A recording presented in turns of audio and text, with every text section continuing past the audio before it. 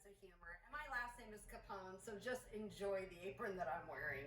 Today I'm going to make a meat lover's kit. It's going to consist of steak, just simple grilled steak, roasted potatoes, and a wedge salad.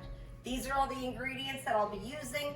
Plus it will include our Patrick's Vineyard selection and our limited selection Cabernet Sauvignon. We have a Siracha ranch dressing, have a Cabernet Wine Rub, seasoned pepper seasoning, and Shallots, Scallions, and Leeks oil. Let's get cooking. So now we're going to start with the steaks, and I ended up buying top sirloin, but you can do a T-bone, a ribeye, anything you want. I'm going to take this rub here, put it in my hand, and just be so generous with it. You want to rub it all over the steaks. You want to get every side of it. You want to flip it. You want to completely submerge it in the rub. Don't be afraid to use this rub. It's delicious, and this is where all the flavor is going to be coming through. What I'm going to do after I get this completely covered with the rub is I am going to add just a little bit of olive oil just to lubricate the steaks so that they're not going to stick to the barbecue. So I'm just going to drizzle some olive oil and continually to rub in the delicious spices. So by adding the olive oil, it's actually created almost a paste on the steak. And that is absolutely what you want. It's all adhering to the steak, so when it grills, it's not going to peel off. It's going to adhere and soak in. Now we're going to move on to the potatoes. I just took red potatoes, diced them up. What you really want to do is make sure they're all the same size. You want them to cook evenly. You don't want bigger pieces and smaller pieces. So that's what you want to do. I'm going to take this oil, the Shallots, Scallions, and Leeks. You really have to shake it up. You want all that goodness from the bottom to be coming out. And you're just going to pour it all over the potatoes. Now, I'm a little old school. I add a couple of other things. Of course, I'm going to add salt. I also always add some paprika. Just sprinkle it on. Just gives a nice color. As it's roasting, it'll turn more red and roasty and gives a little sweetness to it. And then, just from my grandma, I always use the old standby Crisco. I just dab a little bit on each potato. Might sound crazy, but it's just how my grandma always did it. And I have to tell you, her potatoes were delicious. So now the potatoes are ready to go into the oven. I have it set at 400 degrees. You're gonna bake them for 20 minutes.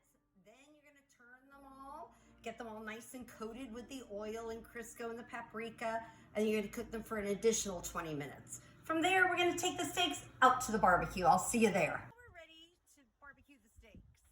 Now, everyone says the man is the griller. Well, in my family, I am. I have figured out a foolproof way of barbecuing steaks. Now, these two steaks are different in size, so I have to adjust everything.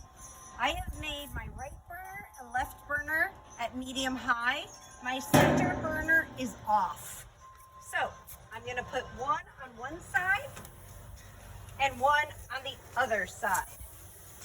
I'm gonna close the top.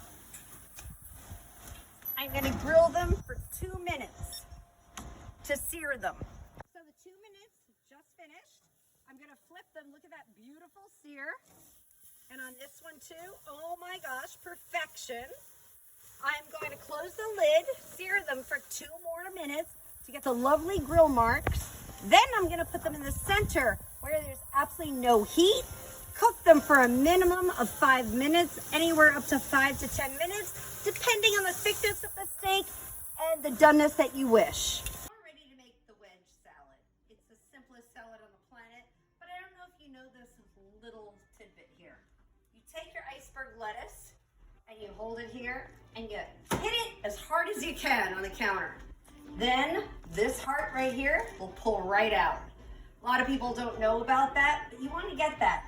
That doesn't taste that great, then you pull off the dead leaves that you don't want to eat anyway. And then you take this heart and just cut it into 4 quarters. I'm gonna top it with the Siracha ranch dressing and some bacon that I cooked up earlier. So the steaks are done. They're medium rare, as I was hoping for. Again, if you want it cooked more, just leave it on that center part of the grill with indirect heat. Not a problem. I'm gonna plate this up with the iceberg lettuce right here. Potatoes are done. You will want to use a slotted spoon. You want to drain some of the extra oil. I also probably would add a little bit more salt and pepper, just to your liking. And then from there, I'm going to take the Siracha, shake it up really, really well. I'm just going to drizzle it over the top of the wedge. Just enough so when you cut into it, you have enough to hit all the pieces. And then I take the bacon and top it off. There you go, your meat lover's meal. Enjoy. So here's the completed dish. Look at this, it looks absolutely fulfilling and delicious. Steak, potatoes, and a wedge salad. And these are all the products and the wine that we would accompany it with. We did use the Cabernet Wine Rub on the steak, the Siracha ranch dressing on the wedge salad, the seasoned pepper, and we used the Shallots, Scallions, and Leeks on the potatoes. And it comes with the Patrick's Vineyard selection and the Cabernet Sauvignon. The retail value is $200. You can buy this for $140 and receive all of this in one package to make your own lovely dinner. Bon appetit!